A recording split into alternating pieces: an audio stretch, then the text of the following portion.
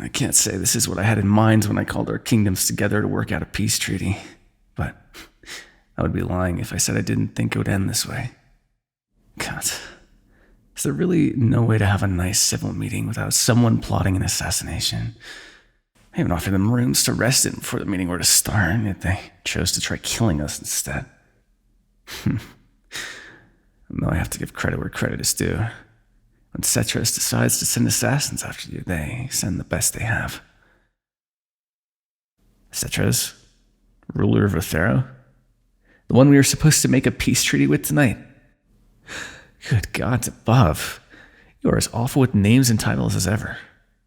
Did you even bother to learn the names of the nobility of other kingdoms before you came to this meeting? Fuck. No, it's nothing. Just a scratch. Are you alright? You're sure? No major injuries? Me? Where am I? Well, that is quite a bit of blood, isn't it? Well, how could I? I was too busy fighting off assassins to notice that I'd been cut. At the moment, that seemed to be a much more pressing matter. You say it as if we didn't have any injuries when we were with the Waywards. There's no need to look so suspicious. There's no one around to hear us. Yes, because I'm sure that Rothero sent spies for after the assassination, as if they have any need to gather any more information. You noticed it too, I trust. From the way they spoke, it was as if they knew more than they should, and not just about my past. They knew about you and the Twice Dead being Waywards, and that is what worries me more. Because no one has managed to figure out your past, but Cetros seems to know nearly everything about us. More than anyone besides another Wayward should ever know. Now, with such a blatant act of violence towards both our kingdoms, I'm worried that I might know what's caused such a sudden strike.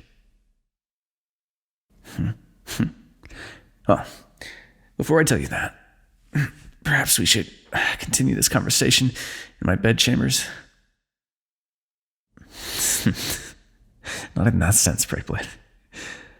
I've just happened to notice that I'm not the only one with blood soaking through my clothes, and I have tools to fix that in my chambers. What? And wake the physician at this hour? There's no point in that. We used to fix injuries worse than this for each other on a near daily basis. It'll be simple enough to do it again. Unless, of course, you think that your skills have dulled after all this time. Then let them sleep for tonight. My room isn't far. Think you can make it? Well, I thought it would be polite to ask, given how evident the stab wound in your leg is. If you insist. Come on then, before you lose too much blood and pass out in the hall. Fine, before either of us pass out in the hall. You seem to be much closer to losing consciousness than I am. Fuck! Was it really necessary to elbow me? I'm already bleeding. It's not as if I need another bruise to add to tonight's collection of injuries. Oh, quit laughing, you menace. I'm about to tend to your wounds, and this is how you repay me. That was simply revenge. An eye for an eye, as they say. Should have expected at least some retaliation. Save it for another time, Breakblade. We can deal this out after we've sewn each other up and cleared out the assassins' bodies. I'm full of good ideas, as you should well know. Recovering from an assassination attempt before a friendly spar just so happens to be one of them. I'm glad we're in agreement. I'll show you to my room if you'll follow me.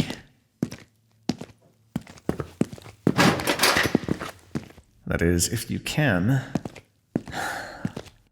This is why I asked if you could walk. That's no shallow cut, and walking will only agitate it more. You know that.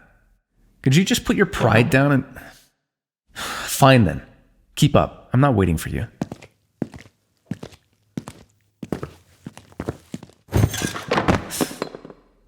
Stubborn as all hell, per usual. Just let me help you. That wasn't a question.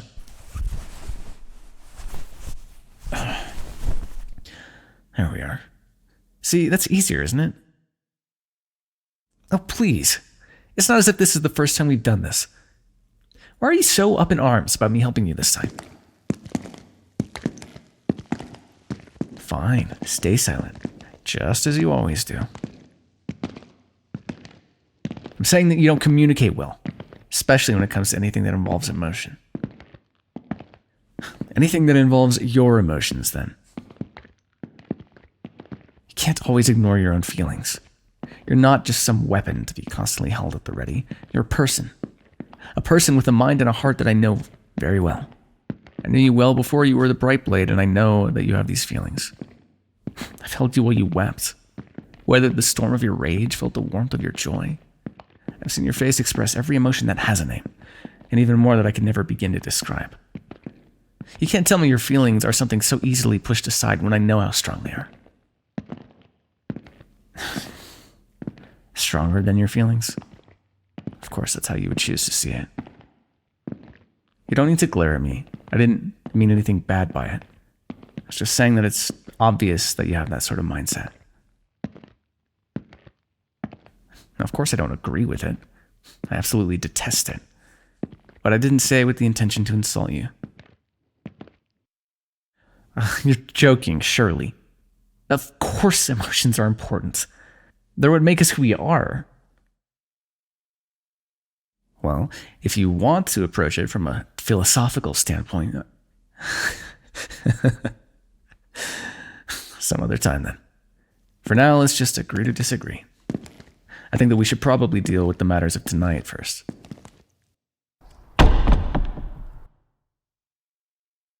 It was certainly more of a bloodbath than I was hoping for.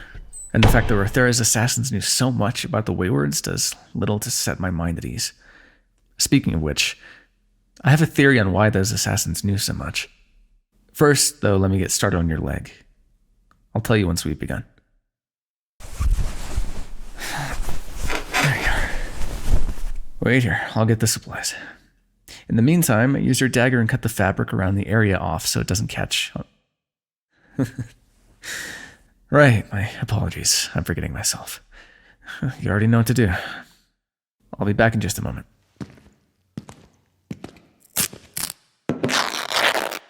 This should be everything we need. May I see your leg? Mine isn't as deep as yours. It can wait. I'd rather make sure that you don't bleed out first. Then I'll make this quick. Lucky for both of us, being the head of a kingdom has allowed me access to some incredibly helpful supplies. Such as this.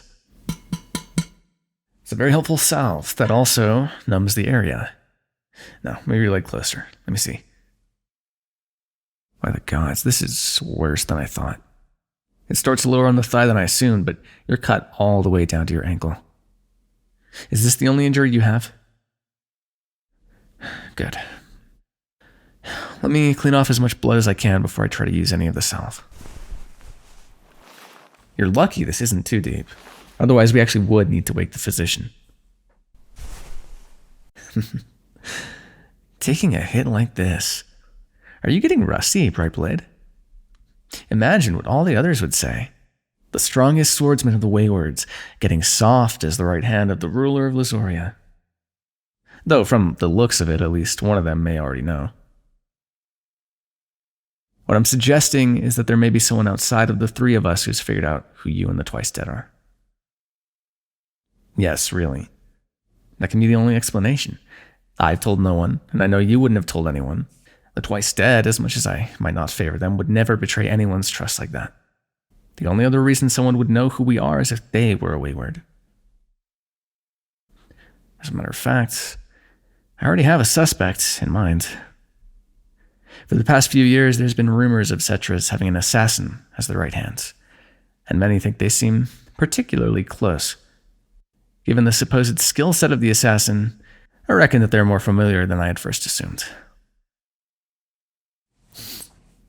So you know the title of the rumored assassin that aids Rothero's crown, but not the name of the crown ruler himself? You're unbelievable. There, turn your leg a bit. No, towards me, towards me. Good, right there. Hold it just like that. I'm going to start with the sutures. But yes, I believe that the forest heart is actually one of our former friends. No, I can't say which. Oh? Then who are you thinking of? Ilsaias. You really think they could be Cetrus's assassin? It does make sense now that you said it. They share a similar skill set from what I've heard, and if I recall, Ilsaias was born on the edge of Rothero. It's likely after the disbandment they just returned home. But that does little to ease my mind. If anything, I'm more worried now than I was prior to suggesting tonight's meeting. This isn't just an attack on our kingdoms. It's an attack from someone who knows far more about us than we do about them. Tonight was meant to be a clean way to dispose of us, but the fact that we lived won't deter them. Far from it. This was an act that will lead to war, and once word gets back to Rothero, I have no doubt that it will become only a matter of time before everything is set in motion. Agreed. If we can act before word gets back to them, then we have a better chance than we would just sitting like idle birds waiting for sunrise. The Forest Heart's identity is something I'd like to know, but my concern lies more with getting into the kingdom at this point, and what we would do afterwards. It's difficult to invade a kingdom, even more so to invade a castle, to kill the ruler, their knights, guards, assassins. Oh? Any ideas? Well, don't think too hard. I'm almost done bandaging your leg, and then it will be your turn to return the favor. I don't need you getting distracted and doing more damage than the assassins. Suppose I should be careful about the jokes I make right now, shouldn't I? Might not be the wisest idea to taunt the person who's about to stab me repeatedly with a needle. Yeah, maybe so. But I can't help it. It's easier to try and ease this tension than to suffer from the weight of the inevitable. Either way, the war will find us, and if I'm to play a role in fighting it, then I'll need this lovely little injury of mine fixed. So, if you'd please, would you mind trading places with me so we can be done with this? Wonderful. Now give me just a moment. This shirt is so damn tight, I don't want to attempt cutting it off, so I'm going to just remove my shirt enough that you'll be able to access the full length of the cut. I think if I move slowly, I can undo the first few buttons and slide it down over my shoulder without making it too much worse.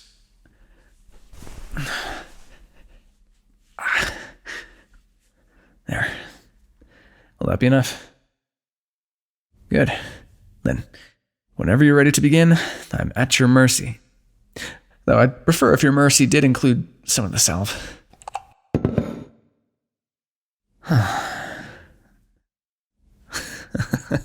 It's not that I thought you wouldn't use it. I just merely felt like it would do me well to remind you that you can use it. You're not exactly known to be the gentle type. I'm just stating a fact. You aren't Lozoria's greatest healer, after all.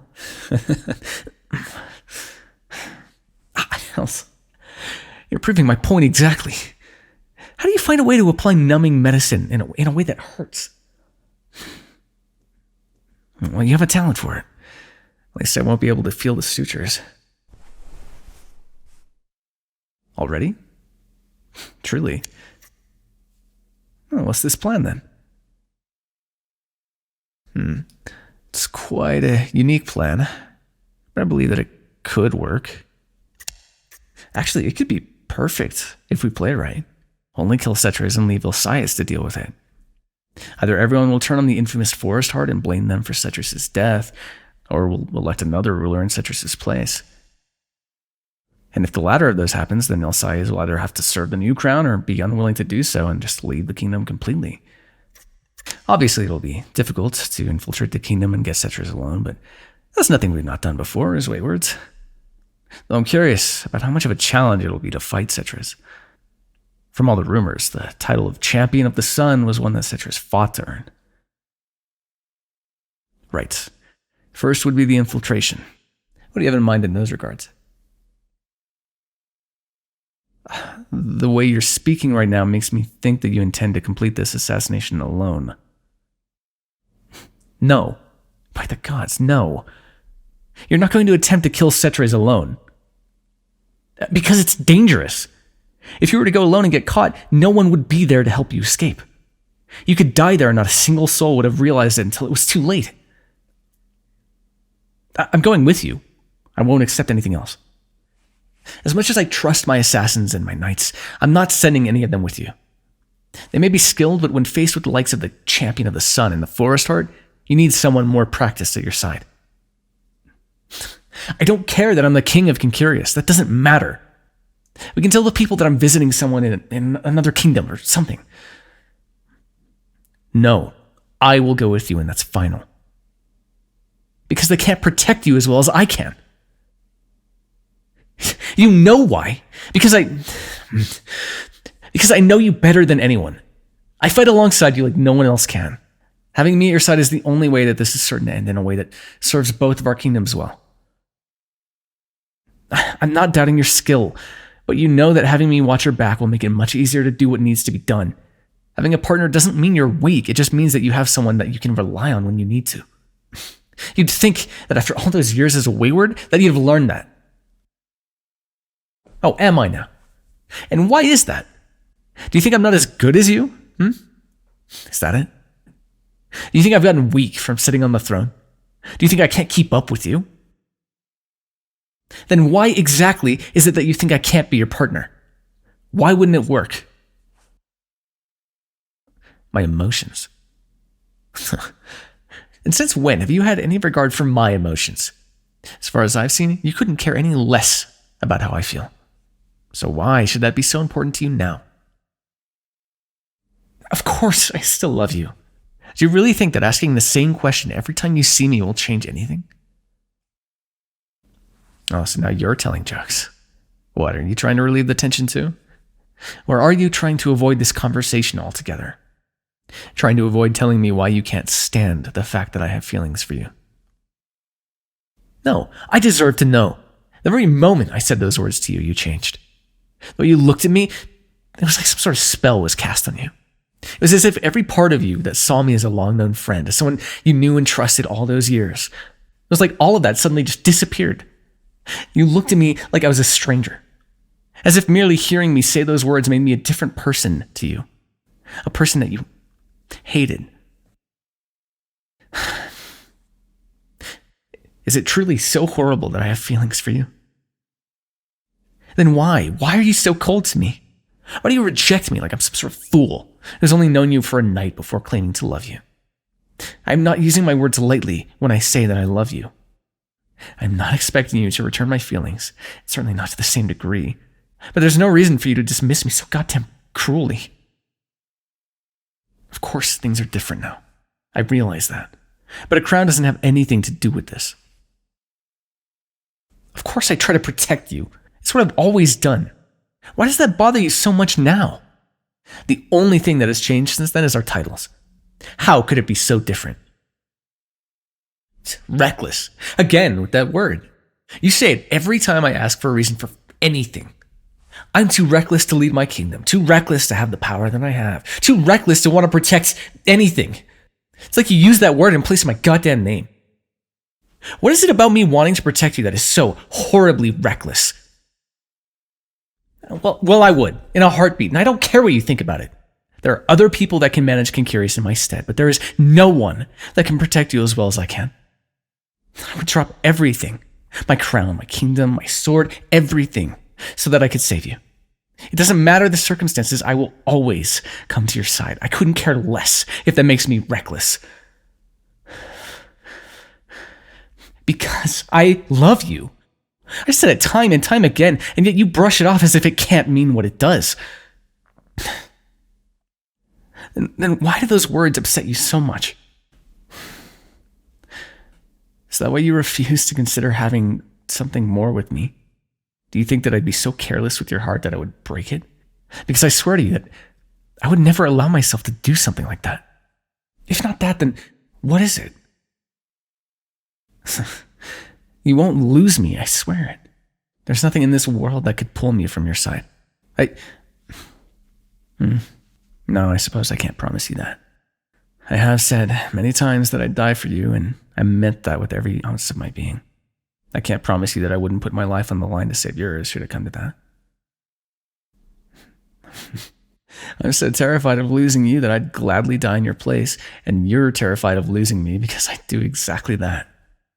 Worse yet, I know that you would push me out of the way and accept my death as your own, should our roles be reversed. How ironic. The reason that I try to pull you closer is the same reason that you push me away. The way we try to protect each other only hurts us even more, doesn't it? What a star-crossed pair we make. At least now I have a reason as to why you've rejected my feelings. And I understand completely. Though, might I say something? Trying to avoid me and pushing me away isn't going to make my feelings for you go away. All it's doing is hurting both of us.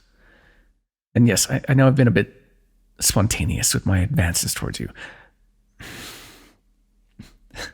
Yes, I know. Asking for your hand in marriage at the masquerade so suddenly was perhaps not the wisest idea, and I can admit to that, but... All right, yes, the letters requesting that you come visit may have been a bit much, I'll admit that too. But it felt so long since we last met, I wanted to see you again. I know, and I knew it was unlikely, but I still had to try. Imagine my surprise when I got word that you'd be coming in the Twice Dead's place. What's this now? From the way you said that, it sounds like you were the one who chose to come there, rather than the Twice Dead deciding to send you.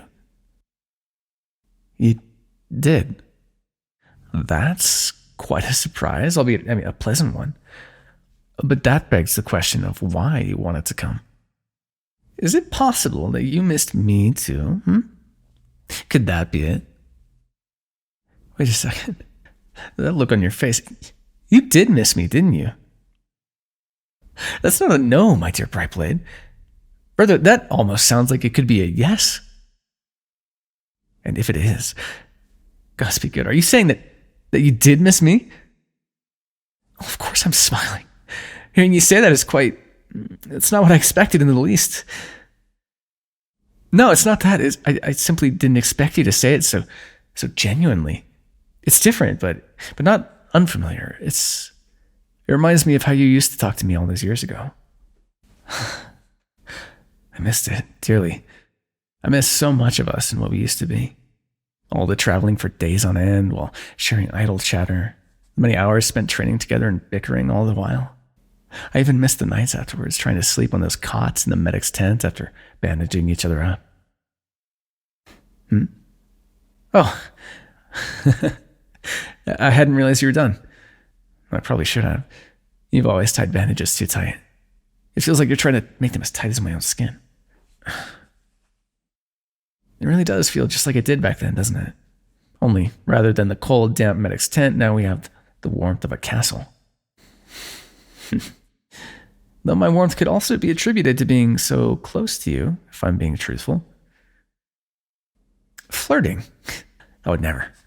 I'm merely stating that due to the nature of helping with each other's injuries, we're fairly close together. That wasn't my way of saying you should move away from me. In fact, I'd like if you'd stay right here. Well, yes, you could call it that, but it's not so much flirting as it is just honesty. Yes, honesty. Given what you know about me, does that seem like something I would lie about? It's not as if I've been able to hide my feelings from you. Certainly not after our fun little meeting in your dungeon. Of course, ask me anything. I'll answer honestly. If I'm to be completely honest, then what I want right now is for you to stay the night with me. I want nothing more than to sleep next to you again, and to know that you're safe at my side and that I am safe at yours. Yes, really. If I were to ask for anything in the world to have at this exact moment, that is the only thing I would say. Then what is it that you want? If you could have anything in the world right now, what would you ask for? Do you mean that? No, do you really want the same? Yes, yes. I'm more than all right with that. If you mean it, then I would be more than happy to have you sleep here. I can't tell you how much that would mean to me. Now, this night certainly has taken a turn for the better. Well, if a peace treaty wasn't destined to work, then I would say this is the best possible outcome. Ugh, let's not think about that right now. Cleaning up corpses can wait for tomorrow. Finally, we're on the same page for once. So why don't we sleep for now and we can save cleaning up bodies, preventing a war, and our deceptively complex relationship for tomorrow. Agreeing on more than one thing in an hour. That must be a record. And now you want me to get under the covers with you? My God, it's Brightblade. We aren't officially courting yet. All right, I'll quit joking. But only because I'm tired, cold, and would very much like to go to bed and not have to think for a while. Fine, I'll admit I was flirting. After losing as much blood as I have, it doesn't matter how warm the fire is. I'm still cold. Yes, you can feel free to tease me now. I've been caught brazenly flirting with the person I've been in love with for years. How scandalous. Too tired. Too tired? I believe this might be the first time that I've ever seen you too tired to poke fun at me. What a miraculous occasion. You must truly be exhausted beyond compare. Now, that I can agree to. Even I'm getting tired of my jokes, and you know how much I love to hear myself talk. Then let's get to bed and call the day done. Would you, like to get under the covers? I promise I won't make any more jokes. Yes, I swear. Excellent. I promise it'll be much warmer. It is. So much better than shaking and trying to sleep without covers. I know. It's so easy to fall asleep here, especially after all the events of today. It's odd. The assassination attempt was somehow the least stressful part of the day. Our conversation was more exhausting by far. Injuries are predictable at this point. Emotions, those are far more difficult. Then, before this awfully stressful day is over, could I ask one more thing of you? I suppose that depends on what something annoying would be. Why don't I just ask, and you tell me if it's something that you would call annoying? Let me hold your hand. Just for the night. Why else? Because I love you, and I want to hold you close. I know, and I'm all right with that. That's why I only ask to hold your hands, and for nothing more. I might like to kiss you, but I won't ask for more than you give. For you, of course. I'm happy to compromise. So you'll let me then? Even if it's just for tonight? You know, lying here and holding your hand like this, it makes me feel at peace in a way. Like I'm holding the entirety of the universe in my grasp. And it's all just because I know that you're here beside me. Fine. Then I guess I'll have to wait until you're asleep before I begin with my romantic ramblings. It certainly wouldn't be the first time. No, certainly not, no. I've spewed many sappy thoughts about how your eyes look by the light of the fire, or how your smile captivates me. Now, there's no reason to go stealing the sheets from me when I was just answering your question. Then you'll just have to fall asleep so you don't hear me. Of course. I don't mind in the least if you rest your head on my shoulder. But just so long as you know that it will make me much happier than it should, and I'll be smiling while I speak of my love for you. By all means, go ahead. Just let me know when you're asleep so I know when my obnoxious rambling won't keep you awake. Oh, I promise that I will. You're an incredibly restless sleeper, and many times my only sign that you were actually asleep was receiving an unnecessary kick to my shin. Sure. Just don't push me off the bed in your sleep, okay, my beloved? Then hurry up and fall asleep. I'm getting restless. Good night to you as well. I hope your dreams are restful, and that my sickly sweet poetry ruins any peace you might find in them.